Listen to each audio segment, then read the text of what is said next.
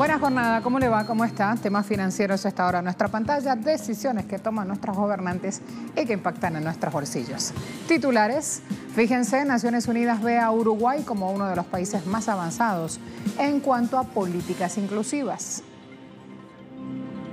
Ayer planteamos la previa, hoy es el gran día de firma de acuerdos. Xi Jinping convoca entusiasmo en España. Hoy se firman múltiples y vigorosos acuerdos económicos.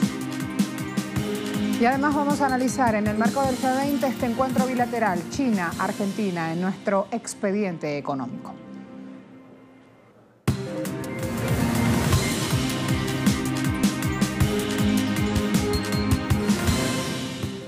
Uruguay es visto por la Organización de Naciones Unidas como uno de los países más avanzados en cuanto a políticas inclusivas. Así lo afirmó la directora global de la División de Programas ONU Mujeres, María Noel Baeza, en una jornada sobre políticas de empoderamiento económico, jornadas que se hicieron en Montevideo.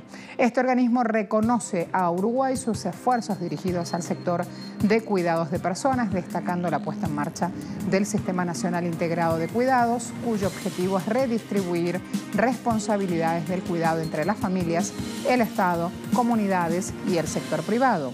ONU calcula que este sistema generará 70.000 puestos de trabajo y señala que cualquier subsidio que se necesite para llevar adelante esta política se recuperará a través de impuestos de esos nuevos trabajadores. El canciller uruguayo, Rodolfo Nin Noboa, aseguró que desde el año pasado se aprobó una ley que promueve igualdad de derechos y oportunidades para ambos géneros. Otro panorama y otro tema en Ecuador. Estudiantes universitarios preparan nuevas movilizaciones exigiendo al gobierno nacional no bajarle el presupuesto al sector. Estudiantes de la Universidad Central de Ecuador se han declarado en vigilia permanente. Harán la próxima semana una movilización para pedir que el presupuesto de la educación superior no disminuya en 2019. La Asociación Femenina Universitaria está convocando a una nueva marcha, espera sumar a otras universidades públicas y privadas para ir juntos a la legislatura a fin de ser escuchados. Para la educación superior se anunció un recorte de 145 millones de dólares contemplados en la Proforma 2019, un tema que se debatirá en Asamblea Nacional este jueves. La vicepresidencia de la Federación de Estudiantes Universitarios considera que con el tijeretazo en los ingresos para el sector se reduciría el número de docentes y esto afectaría toda la calidad educativa.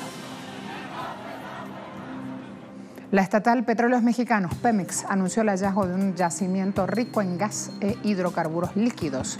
El campo Ihachi está ubicado a 72 kilómetros del puerto de Veracruz. Tiene reservas estimadas en 1.000 millones de barriles de crudo. Inicialmente, Pemex había estimado para este pozo 366 millones de barriles en reserva, pero una vez que iniciaron tareas de perforación en otros dos campos, se elevó la cifra. La estatal afirma que se trata del descubrimiento en tierra más importante en el país en los últimos 25 años, el cuarto más grande a nivel mundial, un valor comercial del yacimiento de 40.000 millones de dólares y requiere una inversión arriba de los 16.000 millones de dólares cuando comience a producir petróleo. Esa fecha ya está pautada, ese inicio de producción será en el año 2020. En Chile, trabajadores de la mina de cobre Spence iniciaron paro por despidos. Hay declaraciones de dirigentes sindicales acerca de 50 trabajadores desvinculados, despedidos de la mina, a lo que sumarían 8 supervisores. Por lo tanto, esta medida pondría en riesgo la seguridad de las tareas del segundo yacimiento de BHP en Chile. Luego, el primer yacimiento es el Gigante de la Escondida. La movilización en Spence ocurre luego que el año pasado BHP aprobara un plan de inversión de más de 2.400 millones, buscando extender por más de 50 años la vida útil de este yacimiento cuprífero.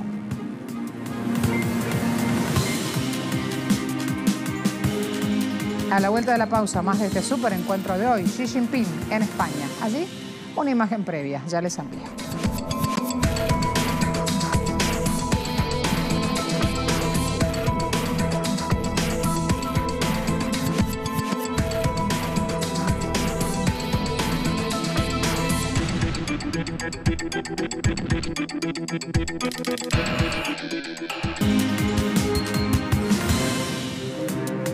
Jornada de hoy, el Banco de Inglaterra publica resultados de sus pruebas de solvencia a la banca de Reino Unido y hace también un análisis sobre el impacto económico del acuerdo del Brexit, un acuerdo negociado por el gobierno de ese país junto a la Unión Europea.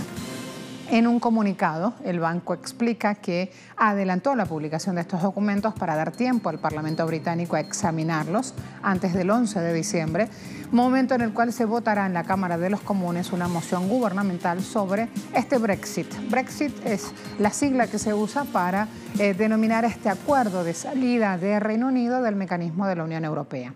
Está previsto que el presidente de la entidad financiera, Mark Carney, comparezca el 4 de diciembre al inicio del debate de votación ante la Comisión del Tesoro de los Comunes, que encargó el análisis de este pacto consensuado con Bruselas por la primera ministra británica Theresa May. Aunque el comunicado no da detalles, en días anteriores el banco reveló que su análisis da otras especificaciones, compara el impacto económico y financiero del pacto de May con un escenario de no acuerdo y sin periodo de transición. La lideresa conservadora saldrá beneficiada si el Banco de Inglaterra concluye que el documento aprobado el pasado domingo por los otros 27 socios comunitarios es menos perjudicial para la economía británica que salir de la Unión Europea sin un acuerdo. Obviamente ahí hay una venia previa entre el Banco de Inglaterra y Theresa May. De eso justamente se trata, la unión de las fuerzas políticas buscando el pulso económico en este acuerdo Brexit. A esta hora también me voy a quedar en suelo europeo para reseñar la visita de Xi Jinping a España. Xi Jinping le da la bienvenida a los productos españoles en el mercado chino.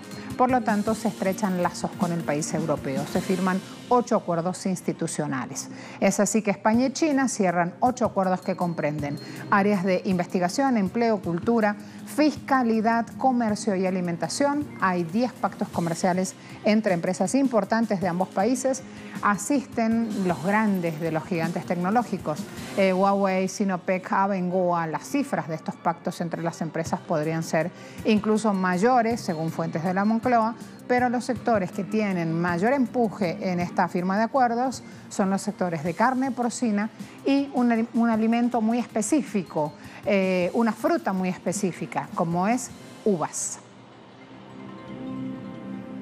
Además, a pesar de las protestas de chalecos amarillos, el presidente Emmanuel Macron anunció que Francia reducirá su dependencia de la energía nuclear al 50% y que cerrarán las plantas gradualmente. Después de esto, abre paso ya a Buenos Aires. Es uno de los primeros en llegar al G20.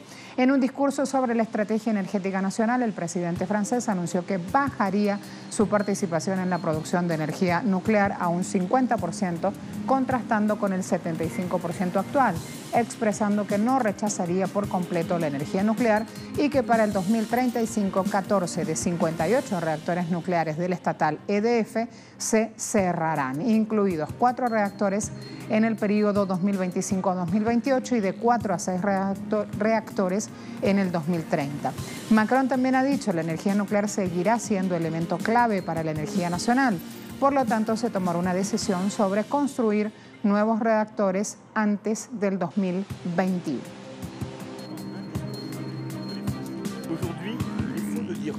Es falso decir que hoy podemos reemplazar la capacidad de producir energía nuclear por energía renovable. Esto último es esporádico. Sin embargo, si llegamos a un nivel que sea lo suficientemente rápido en Francia y en Europa, y tengamos una tecnología de almacenamiento viable, en este momento podríamos sustituir una por la otra. Si tenemos una integración europea más fuerte, podemos modificar esta trayectoria. La cuarta revolución industrial podría aumentar el Producto Interno vietnamita hacia el 2030. Así lo pronosticaron expertos del Instituto Nacional de Administración Económica del país. Fíjense, especialistas de esta institución comentaron que la igualmente llamada Industria 4.0 no solo se hará sentir en la macroeconomía, sino también sobre la renta per cápita de los trabajadores, que crecería de 315 a 640 dólares por vía del aumento de la eficiencia y de la productividad. CIEM estima que la cuarta revolución industrial podría aumentar por sí sola el PIB vietnamita del 7 al 16% para el 2030. Significaría, por supuesto, crear valores adicionales por un monto millonario, 28.500 millones y 62.100 millones de dólares. CIEM acotó que para ello será necesario renovar regímenes de gestión de negocios, simplificar procedimientos administrativos, favorecer desarrollo tecnológico y mejorar el sistema legal para proteger la propiedad intelectual y con esto estimular la innovación y la creatividad del empresariado.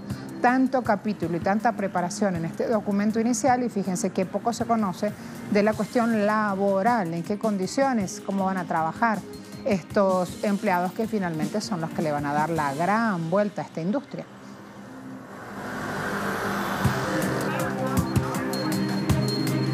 La reflexión final, como siempre, queda eso al final del camino, justamente la cuestión de los derechos laborales de los trabajadores. A la vuelta, China-Argentina, ya les anticipaba nuestros titulares, G20, Buenos Aires, en muy pocos días, este fin de semana. Hoy ya están arribando algunos mandatarios. Ya vamos a hablar lo que implica esta bilateral en ese contexto.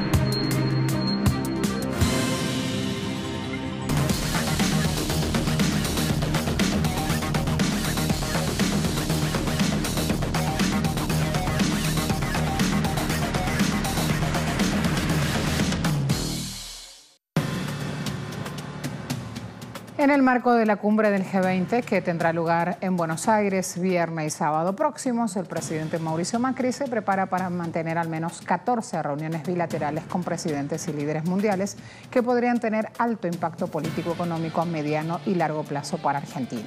Todo indica que China será clave. La capital argentina será el escenario para esta cita bilateral que estamos reseñando. Hay en carpeta al menos 40 acuerdos millonarios a rubricar en el marco del nuevo plan de acción entre los dos países para los próximos 5 años. Comercio bilateral, política, economía y finanzas, transporte, ciencia, energía y tecnología, hasta educación y cultura hacen parte de esta agenda.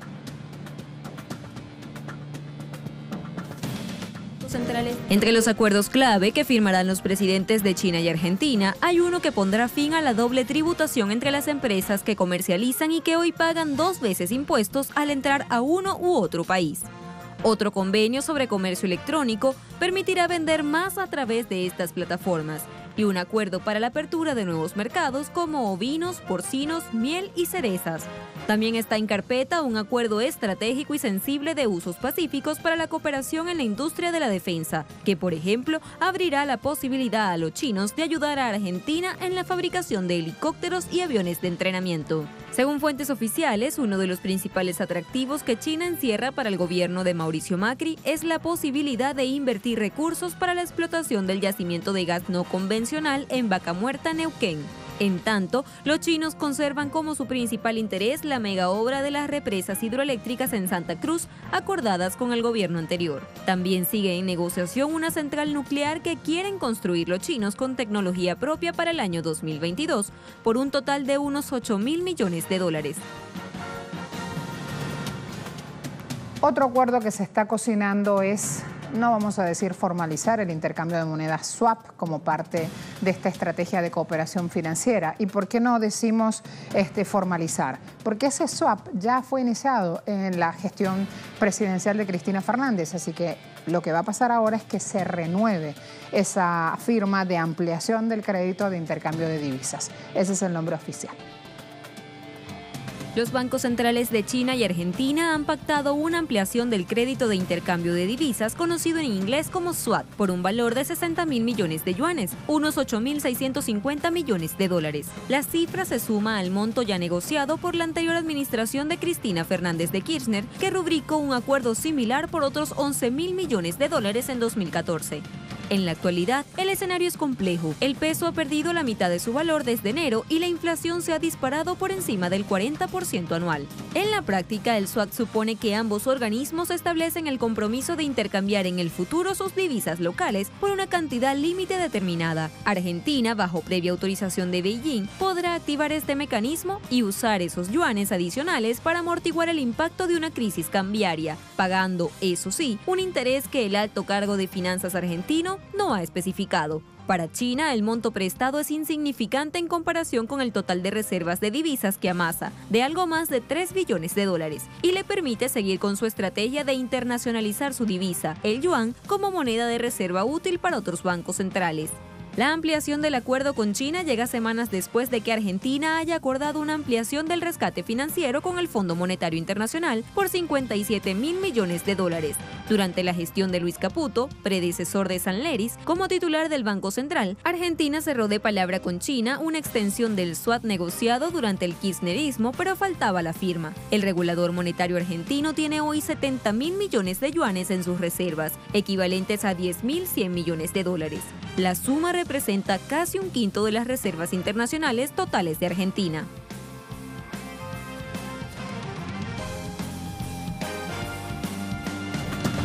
Aunque esos acuerdos con China parecen ser un respiro para el presidente Macri, puede que lo coloquen entre la espada y la pared. El costo de la crisis cambiaria ha sido muy alto para el país suramericano. En julio pasado, antes del pico de la crisis, el Banco Central atesoraba 61.300 millones de dólares. En el camino quedaron más de 6.800 millones de dólares, una cifra que alcanza toda su dimensión cuando se tiene en cuenta que está amortiguada por 2 desembolsos del Fondo Monetario Internacional por más de 20.000 millones de dólares. De modo que los yuanes chinos llegan ahora para dar músculo al Banco Central en la batalla contra la depreciación del peso y su cara más visible, la inflación, que se ha disparado por encima del 40% anual. La subida de los precios es sin duda el desafío más grande que enfrenta Macri cuando falta menos de un año para las elecciones que definirán su reelección. El gobierno se ha comprometido ante el FMI a no emitir moneda para sacar de pesos argentinos la plaza local y neutralizar los excedentes que puedan ir a la compra de dólares. La estrategia se completa con la emisión de bonos del Estado en pesos llamados LELIQ a una tasa de interés de hasta 75%. Pero los daños colaterales de la reducción de la masa monetaria y tasas por las nubes tienen un impacto recesivo que ya no deja de sentirse en la calle. En octubre pasado, la actividad industrial cayó 11,5% interanual. El desempleo subió en el segundo trimestre hasta el 9,6%, la tasa más alta en 12 años. Y el PIB caerá en 2018 por encima del 2% al cierre de diciembre. Hay una cuestión clara. Argentina sigue desesperada buscando divisas para suministrar a los acreedores de la deuda que ellos mismos han generado. Primero fueron los fondos de inversión privados los que prestaron, después el FMI. Y ahora ya no es suficiente con el FMI y acuden a este mecanismo con China, que fue de hecho originado por el gobierno anterior. A pesar de eso, nuevamente el peso, tenemos que decirlo, ha sufrido una fuerte depreciación en estos días. Y eso marca justamente una clave a futuro. En esa venidera cumbre del G20 se tiene previsto que Donald Trump y Xi Jinping tengan un nuevo encuentro. Los ojos del mundo se posarán sobre ambos mandatarios una vez que arriben al país. Y cada gesto y cada mirada contarán y mucho cuando hay tantos miles de millones de flujos comerciales en juego. Y es que ese mano a mano que mantendrán en Buenos Aires podría ser decisivo. Es el último chance que tienen de llegar a un acuerdo antes de que el líder de la Casa Blanca apriete su botón rojo y dispare la contraofensiva final, una oleada de nuevas medidas arancelarias que buscan impactar de lleno en las exportaciones de empresas chinas. Esta vez Macri no será el referee, pero sí el anfitrión de ese encuentro histórico luego de 2 reuniones previas entre Trump y Jinping que no hicieron más que agitar las aguas. Pero su posición no lo libra de un problema de índole estratégico. Si no se pone fin a la guerra comercial entre China y Estados Unidos y por el contrario se intensifica la disputa, es probable que ambos países comiencen a reclamar adhesiones y alianzas de terceros. Esto, para algunos analistas, implicaría para Argentina entrar en una zona de riesgo político, pues el macrismo viene de recibir un fuerte espaldarazo por parte de Trump a la hora de negociar el apoyo del FMI, lo que podría colocarle en una situación por demás incómoda a nivel diplomático, dado que el gobierno acaba de negociar la ampliación del swap con el gigante asiático al tiempo que está avanzando para fomentar inversiones chinas en energía e infraestructura. Además, vamos ahora ya en el cierre a prepararnos también a ver temas energéticos y luego indicadores petroleros.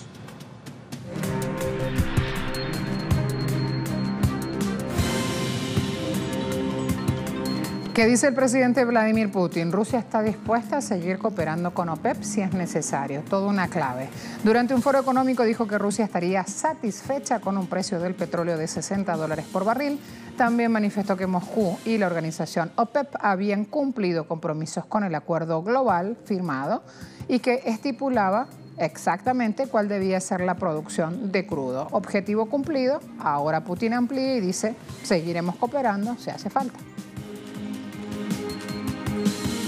Para el cierre, Brent, $60.46 por barril, WTI, $51,78 el barril, OPEP anclado en $59,05 el barril. A todos, muchas gracias.